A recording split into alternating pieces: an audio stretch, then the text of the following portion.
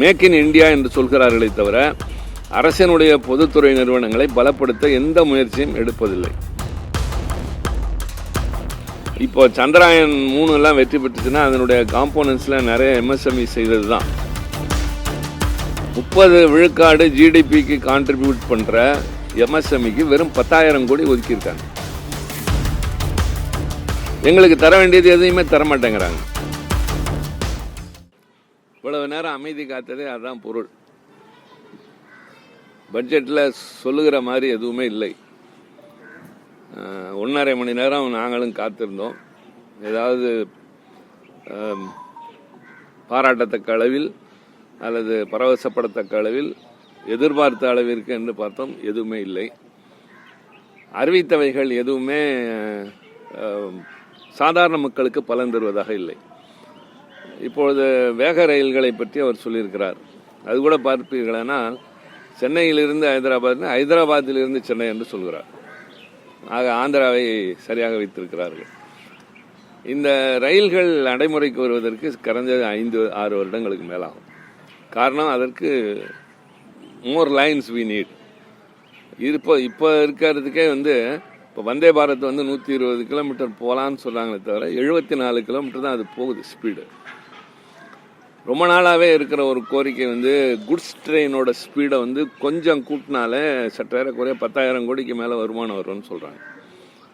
அது மாதிரியெல்லாம் ஒரு ஆக்கப்பூர்வமான கவனம் எதுவுமே செலுத்தலை. புது ரயில், அதாவது கவர்ச்சிகரமான அறிவிப்புகள் அப்படிங்கிற மாதிரி சொல்லியிருக்கிறது. அப்புறம் இந்த ரேர் எர்த் மினரல்ஸ்ன்னு சொல்கிறாங்க. தமிழ்நாட்டில் ஒரு பெரிய காரிடார் வைப்போன்னு. ஏற்கனவே கன்னியாகுமரியில் தான் ஜாஸ்தி இருக்குது. அது தோரியத்தோட ஒரு மூலப்பொருள் இருக்குது. அது ரொம்ப நாளாக அங்கே இருக்கிறவங்க அதுக்கு எதிர்ப்பு தெரிவிச்சிட்டு இருக்காங்க. அதனால் அது இப்போதைக்கு எடுக்க முடியாது. சேலத்தில் மேக்னசைட் ஓர்னு 1500 ஏக்கரில் இருக்கிறத ஒரு ஃபேக்ட்ரி எடுத்துக்கிட்டு இருந்ததை இந்த அரசாங்கம் மூடுவதற்கு முடிவெடுத்த போது என்னுடைய குழு, நான் தலைமை வைக்கிற தொழில்துறை நிலைக்குழு தலையிட்டு அந்த தொழிற்சாலையை காப்பாற்றி அதை செயில் நிறுவனத்திடம் கொடுத்து இப்போது அது லாபத்தில் இயங்கிக் கொண்டிருக்கு. அது டெலிபரேட்லி அதை தெரிந்தே வேண்டும் என்று அதை நஷ்டத்தில் இயங்க விட்டு மூடுவதற்கு, அதாவது இது மாதிரி பொதுத்துறை நிறுவனங்களுக்கெல்லாம் சொத்து அதிகமாக இருக்கும். அதனுடைய நிகர வருவாய், வருமானம் மற்றதற்கெல்லாம் உற்பத்திக்கு அப்பாற்பட்டு சொத்துக்கள் ஏராளமான கோடி ரூபாய்க்கு இருக்கின்றது. 1500 ஏக்கர் நிலம் மையப்பகுதியில் என்று சொல்கிற போது அதனுடைய மதிப்பீட்டை பார்த்துக் கொள்ளுங்கள். இப்பொழுது கூட ஜார்க்கண்டில் ஹெவி இன்ஜினியரிங் கார்பரேஷன் என்று ஒன்று இருக்கிறது. சற்றேறக்குறைய மூடும் தருவாய். அதை இப்பொழுது காப்பாற்றுகிற முயற்சியில் எங்களுடைய குழு ஈடுபட்டு இருக்கிறது. இதெல்லாம் மேக் இன் இந்தியா என்று சொல்கிறார்களே தவிர அரசினுடைய பொதுத்துறை நிறுவனங்களை பலப்படுத்த எந்த முயற்சியும் எடுப்பதில்லை. மாறாக தனியார் துறைகளை ஊக்கப்படுத்துவதில் இந்த அரசாங்கம் முழு முனைப்போடு எல்லாவற்றிலும் நிற்கின்றது. ஏற்கனவே அதானிக்கெல்லாம் நிறைய இடங்கள் கொடுத்துருக்கிறார்கள், லேண்ட் பார்சல்ஸ். அந்த அரசாங்கத்துக்குன்னு உள்ளதெல்லாம் எடுத்து கொடுத்து அவங்கள ஊக்கப்படுத்துறது மாதிரி பொதுத்துறை நிறுவனங்களை பலவீனப்படுத்துவது.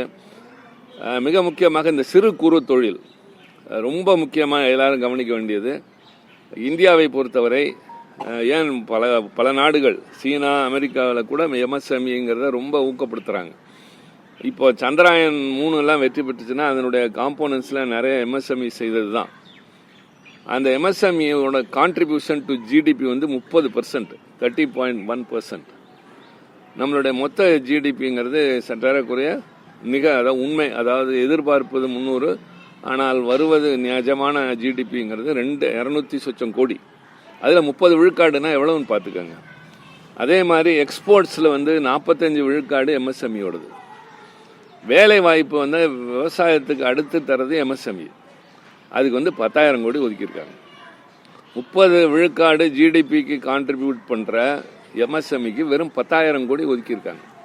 ஏற்கனவே வெறும் 20,000-28,000 கோடி வச்சுக்கிட்டு வேலை செய்கிறாங்க.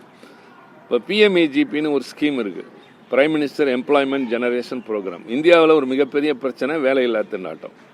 நம்முடைய நாட்டில் இளைஞர்களுடைய தொகை மிகப்பெரிய அளவில் இருக்கிறது. 35 வயது கீழ்பட்டவர்கள் 65 விழுக்காடு, 25 வயது கீழ்பட்டவர்கள் 50 விழுக்காடு இருக்கிற இந்த பெரிய நாட்டில் வேலை வாய்ப்பு உருவாக்குவது ரொம்ப அவசியங்கிறப்ப இந்த பிஎம்இஜிபியில் ரொம்ப சாதாரணமான படித்தவங்க, படிக்காதவங்க, கிராமத்தில் ரூரல் அர்பனில் இருக்கிறவங்க, படிச்சுட்டு வேலை இல்லாமல் இருக்கிற இளைஞர்களுக்கெல்லாம் வேலை வாய்ப்பு. அந்த பிஎம்இஜிபியோட போர்ட்டலை 6 மாதம் மூடி வச்சுட்டாங்க. ஆன்லைனில் தான் அப்ளை பண்ணணும். அப்போ அந்த லோன் முழுமையாக போய் சேரல, மானிட்டரிங்கே கிடையாது.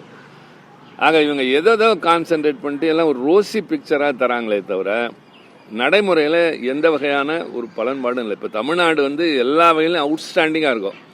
எங்களுக்கு தர வேண்டியது எதையுமே தரமாட்டேங்கிறாங்க. முக்கியமாக இப்போ நிதிக்குழுவினுடைய பரிந்துரை 16வது நிதிக்குழுவின் அறிக்கை இன்னைக்கு வச்சிருக்கிறாங்க.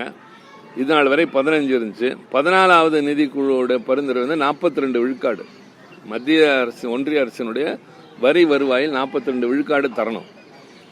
ஆனால் 15வது நிதிக்குழு 41 ஆக்குச்சு. ஏன் அந்த 1 விழுக்காடு குறைச்சாங்க அப்படின்னா, ஜம்மு காஷ்மீரை யூனியன் டெரிட்டரி ஆக்கிறதுக்கு அந்த 1 விழுக்காடு. எப்படி பாருங்க, யார் பணத்தை எடுத்து யாருக்கு செலவழிக்கிறது, அது பண்ணிட்டாங்களான்னா அதுவும் இல்லை.